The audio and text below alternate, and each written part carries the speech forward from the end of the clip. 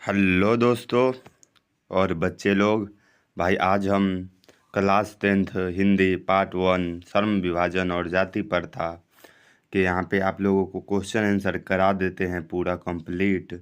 और भाई क्योंकि एग्ज़ाम का भी टाइम बहुत कम बचा है, तो आप लोग यहाँ पर मैं अभी जो जो क्वेश्चन कराने वाला हूँ वो भाई आप याद कर ले। आप लोगों को एग्ज़ाम में बहुत ज़्यादा मदद मिलेगा। और भाई यहाँ पे मैं डेली पार्ट बाय पार्ट आप लोगों को सभी पार्ट का ऑब्जेक्टिव बताऊंगा और आप लोग बोलोगे तो सब्जेक्टिव भी बताऊंगा। तो दोस्तों यहाँ पे अपना क्वेश्चन है कि श्रम विभाजन और जाति प्रथा के लेखक कौन थे, और आप लोगों को भाई इसका उत्तर देना है। और मैं भी बता देता हूँ, श्रम विभाजन और जाति प्रथा के जो लेखक है भाई वो बाबा भीमराव अंबेडकर है। तो भाई यहाँ चलते हैं दूसरी क्वेश्चन की तरफ। और भाई दूसरा क्वेश्चन है, सर डॉक्टर अंबेडकर के पिता का क्या नाम है। भाई यहाँ पे सवाल देख लो, डॉक्टर अंबेडकर के पिता का क्या नाम है। आप लोगों को जवाब देना है। भाई यहाँ पे ऑप्शन है रामदेव सकपाल, रामजी सकपाल, राम किशुन सकपाल, राधे राम सकपाल। तो आप लोगों को भाई आंसर देना है। और भाई इसका आंसर है ऑप्शन नंबर बी, यानी कि रामजी सकपाल। यहाँ पे इसका आंसर हो जाएगा बच्चों लोग, रामजी सकपाल। आप लोग यहाँ से याद भी कर सकते हो और भाई यहाँ से स्क्रीनशॉट भी ले सकते हो। चलिए अपना क्वेश्चन है तीसरा नंबर, आधुनिक सभ्य समाज कार्य कुशलता के लिए किसे आवश्यक मानता है, मतलब किसके आवश्यक मानता है। तो भाई यहाँ पे क्वेश्चन आप अच्छे से पढ़ लो कि किसका आधुनिक सभ्य समाज कार्य कुशलता के लिए किसे आवश्यक मानता है। भाई ऑप्शन नंबर ए है श्रम विभाजन, ऑप्शन 2 है धन विभाजन, ऑप्शन 3 है यहाँ पे जन विभाजन, और यहाँ पे जाति विभाजन ऑप्शन 4। तो आप लोगों को इसका भाई आंसर देना है कि हाँ इसका आंसर क्या है। ओके, तो आप लोग जल्दी से जल्दी बताओ इसका आंसर। भाई ए, मतलब कि यहाँ पे इसका आंसर हो गया श्रम विभाजन। भाई आप लोग याद करते जाओ भाई, क्योंकि एग्ज़ाम का टाइम बहुत कम बचा है।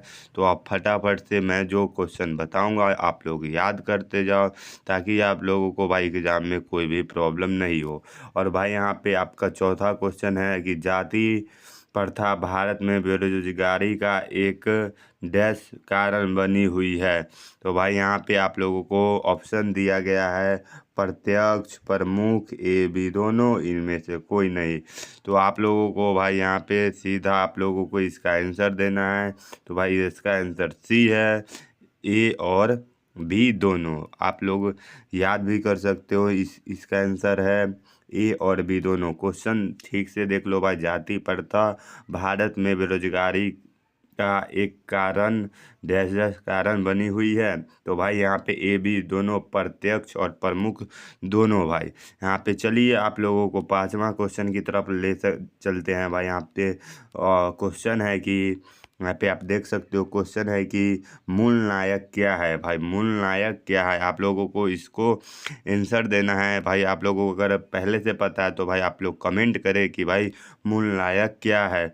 और भाई चलिए इसका आंसर जान लेते हैं कि मूल नायक क्या है। तो भाई यहाँ पे ऑप्शन नंबर बी, मूल नायक एक पत्रिका है। चलिए भाई यहाँ पे आप लोग जो भी मैं क्वेश्चन बताऊंगा उसको याद कर लेते हो, तो भाई आप लोगों को एग्जाम में कभी भी कोई भी कठिनाई नहीं आएगी। चलिए हम छठे नंबर क्वेश्चन की तरफ मतलब जाते हैं। और छठा नंबर क्वेश्चन आप भाई देख सकते हो कि डॉक्टर भीमराव अंबेडकर की मृत्यु कब और कहाँ हुई। आप लोगों को भाई इसका आंसर देना है कि डॉक्टर भीमराव अंबेडकर की मृत्यु कब और कहाँ हुई है। ओके, तो आप लोग यहाँ पे ऑप्शन ए देख सकते हो कि 1956 दिल्ली, और ऑप्शन बी है 1957 मध्य प्रदेश, ऑप्शन सी है 1958 वाराणसी, और ऑप्शन डी है 1959 बिहार। आप लोगों को यहाँ पे इसका सही सही उत्तर देना है। तो भाई इसका सही उत्तर है ऑप्शन नंबर ए। इसका सही उत्तर है भाई ऑप्शन नंबर ए, 1956 दिल्ली में। और भाई मैं जो जो क्वेश्चन करा रहा हूँ भाई आप लोग उसको याद कर लो। आप लोगों को एग्ज़ाम में भाई कोई भी दिक्कत नहीं आएगी। आप लोग आराम से वहाँ का ऑब्जेक्टिव का भाई इजीली डील कर लोगे। तो भाई चलते हैं 7वें नंबर क्वेश्चन की तरफ। और भाई यहाँ पे 7वां नंबर क्वेश्चन कह रहा है कि डॉक्टर भीमराव अंबेडकर का जन्म कब और कहाँ हुआ। तो भाई वहाँ पे मतलब डेट यहाँ पे बताना है कि कब और सॉरी दोस्तों, यहाँ पे क्वेश्चन है 7 नंबर क्वेश्चन है कि डॉक्टर भीमराव अंबेडकर का जन्म कब हुआ। तो भाई आप लोगों को यहाँ पे ऑप्शन दिया गया है 14 अप्रैल 1988 को, 14 अप्रैल 1989 को, 14 अप्रैल 1990 और भाई 14 अप्रैल 1891। तो भाई आप लोगों को यहाँ पे आंसर बताना है कि हाँ भाई इसका सही उत्तर क्या होगा। तो भाई यहाँ पे सही उत्तर है ऑप्शन नंबर डी 14 अप्रैल 1891 में।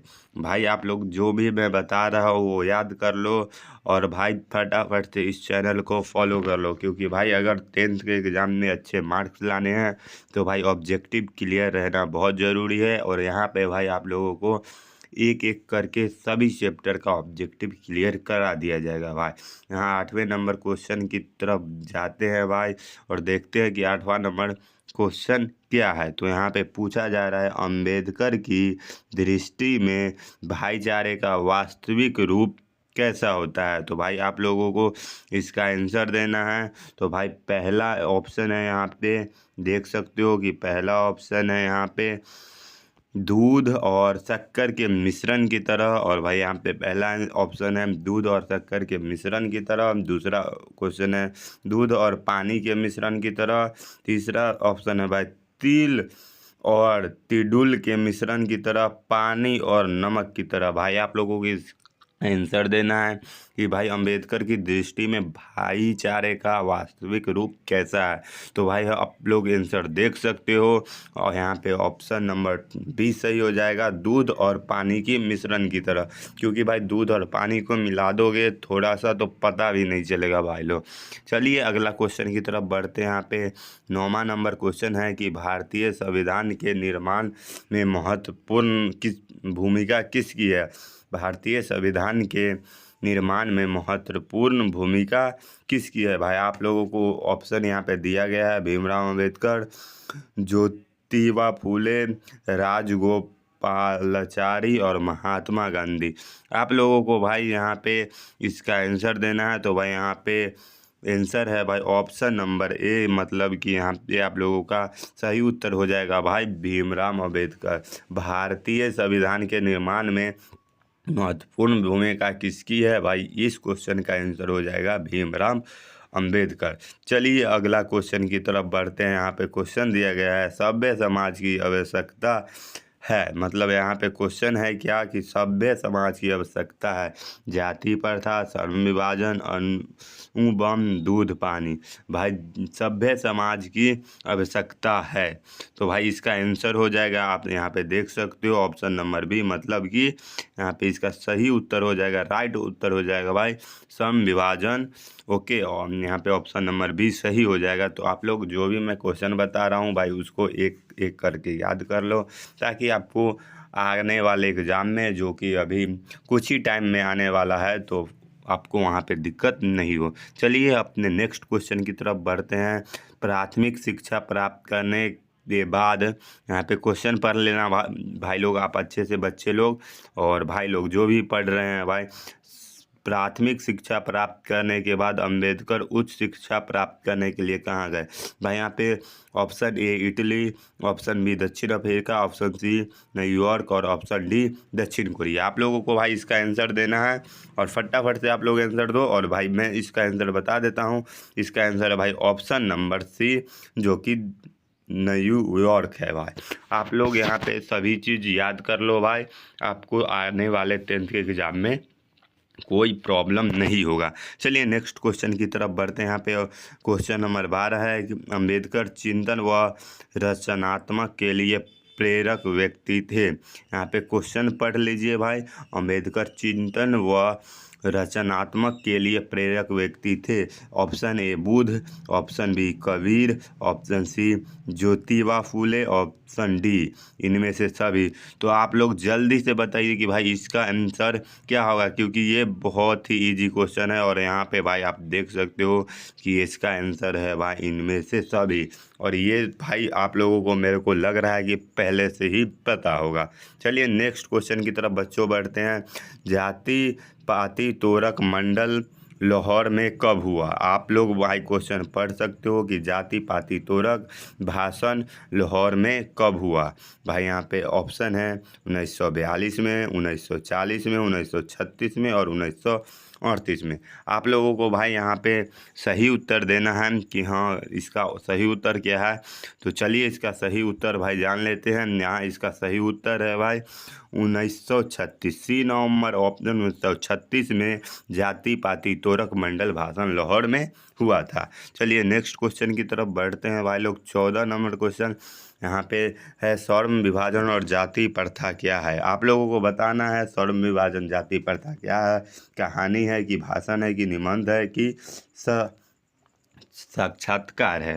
भाई आप लोगों को यहाँ पे जल्दी बताना है। और भाई ये लो इजी इजी क्वेश्चन है तो इसका आंसर आप लोगों को पता ही होगा। चलिए इसका आंसर भी जान लेते हैं भाई लोग। इसका आंसर है भाई ऑप्शन सी, ये एक निबंध है। चलिए नेक्स्ट क्वेश्चन की तरफ बढ़ते हैं बच्चों।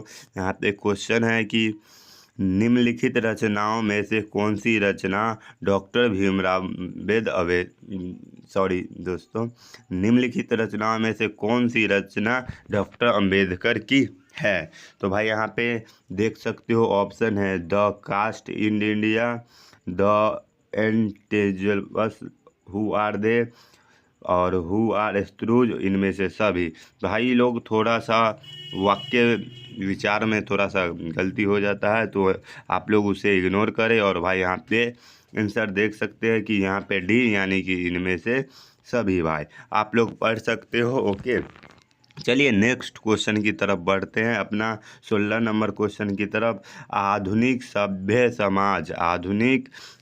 समाज स्वर्ण विभाजन को आवश्यक क्यों मानता है? तो भाई यहाँ पे सीधा आंसर देख लो कि कार्य कुशलता के लिए। भाई आधुनिक सभ्य समाज स्वर्ण विभाजन आवश्यक क्यों मानता है? तो भाई इसका आंसर हो जाएगा कार्य कुशलता के लिए। चलिए नेक्स्ट क्वेश्चन की तरफ बढ़ते हैं।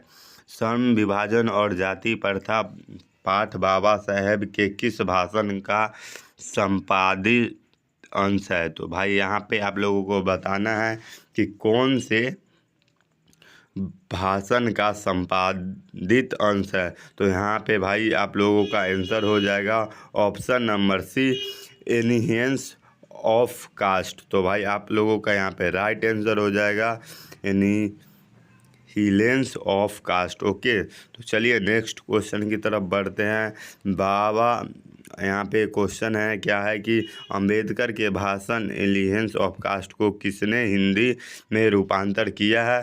तो भाई इसका आंसर है ऑप्शन नंबर ए, ललई सिंह यादव। दोस्तों मैं जो जो क्वेश्चन करा रहा हूँ वो आप लोग कर लो। आप लोगों को भाई 10th के एग्ज़ाम में हिंदी में ऑब्जेक्टिव की कोई कमी नहीं होगी और यहाँ से अगर आप पढ़ते हो तो भाई आप ऑब्जेक्टिव में आप छाप के आओगे। चलिए नेक्स्ट नंबर क्वेश्चन है भाई कि अंबेडकर का जन्म किस परिवार में हुआ? तो आप लोगों को बताना है कि अंबेडकर का जन्म किस परिवार में हुआ। ऑप्शन ए ब्राह्मण, ऑप्शन बी क्षत्रिय, ऑप्शन सी दलित और ऑप्शन डी का।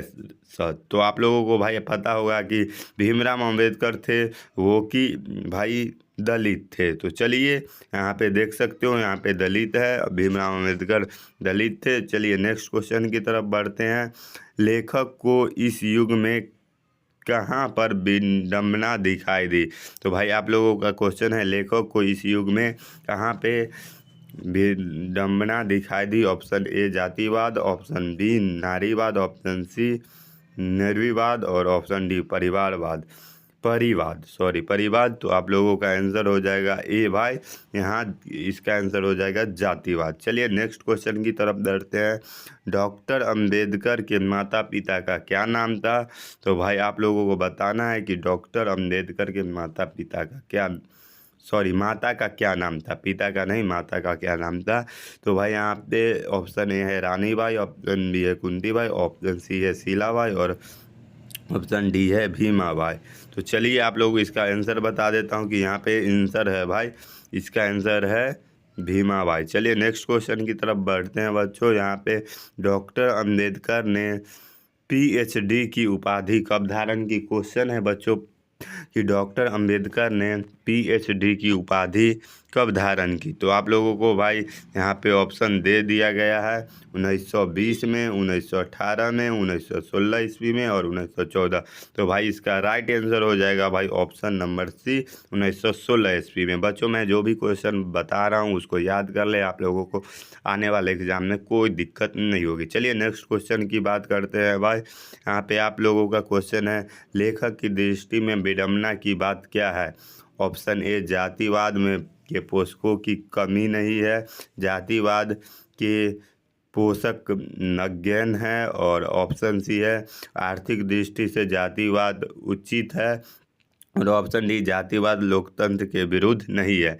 तो भाई आप लोगों के यहाँ पे राइट आंसर हो जाएगा ऑप्शन नंबर ए कि भाई जातिवाद के पोषकों की कमी नहीं है, जातिवाद के पोषकों की कमी नहीं है। चलिए नेक्स्ट क्वेश्चन की तरफ बढ़ते हैं। यहाँ पे 24वां नंबर प्रश्न पूछा जा रहा है लेखक की दृष्टि में आदर्श समाज कैसा होना चाहिए। तो भाई यहाँ पे ऑप्शन ए है कि जिसमें स्वतंत्रता, समता और भातृभूव का अभाव हो। ऑप्शन बी है जिसमें सभी धनी हो। ऑप्शन सी है जिसमें सभी पढ़े लिखे हो और ऑप्शन डी है जिसमें सभी स्वस्थ हो। तो भाई आप लोगों का राइट आंसर हो जाएगा ऑप्शन ए जिसमें स्वतंत्रता, समता और भ्रातृत्व का भी भाव हो। चलिए नेक्स्ट क्वेश्चन की तरफ बढ़ते हैं भाई। लेखक बेरोजगारी का प्रमुख और प्रत्यक्ष कारण किसको मानते हैं। तो भाई इसका आंसर हो जाएगा भाई आप लोगों देख सकते हो जातिवाद। और चलिए नेक्स्ट क्वेश्चन की तरफ बढ़ते हैं। The caste in India their mechanism किनकी रचना है। तो आप लोगों को बताना है भाई यह किसकी रचना है। तो भाई यहाँ पे ऑप्शन ए है भीमराव अम्बेडकर, ऑप्शन बी है राम मनोहर लोहिया, ऑप्शन सी है महात्मा गांधी और ऑप्शन डी है सुखदेव। तो भाई ये जो रचना है वो है भाई भीमराव अम्बेडकर की, तो इसको आप लोग अच्छे से याद कर लेना। चलिए नेक्स्ट क्वेश्चन की तरफ बढ़ते हैं भाई। आर्थिक पहलू से भी जाति प्रथा है, यहाँ पे क्वेश्चन देख सकते हो भाई लिखा हुआ है आर्थिक पहलू से भी जाति प्रथा है, लाभदायक, हानिकारक, अनुकूलन, इनमें से सभी। तो भाई यहाँ पे इसका सही आंसर हो जाएगा भाई ऑप्शन नंबर बी जो कि है भाई हानिकारक। चलिए दोस्तों नेक्स्ट क्वेश्चन की तरफ बढ़ते हैं। डॉक्टर भीमराव अंबेडकर का जन्म कहाँ हुआ। यहाँ पे ऑप्शन आप लोग देख सकते हो महू मध्य प्रदेश, गोरखपुर, डुमरा बिहार, दाना कूनी पश्चिम बंगाल। तो भाई यहाँ पे आंसर हो जाएगा ऑप्शन ए महू मध्य प्रदेश। चलिए भाई आप लोग 29वां नंबर प्रश्न देख सकते हो। डॉक्टर अंबेडकर ने किस पत्रिका का संपादन किया है। तो भाई मैंने ऊपर बता भी रखा है। चलिए यहाँ पे पहले क्वेश्चन पढ़ लेते हैं, ऑप्शन पढ़ लेते हैं। उज्जवल भारत, उड़ता भारत, बहिष्कृत भारत और पुरस्कृत भारत। तो यहाँ पे आंसर हो जाएगा ऑप्शन सी भाई बहिष्कृत भारत। चलिए ऑप्शन क्वेश्चन नंबर 30 देखते हैं।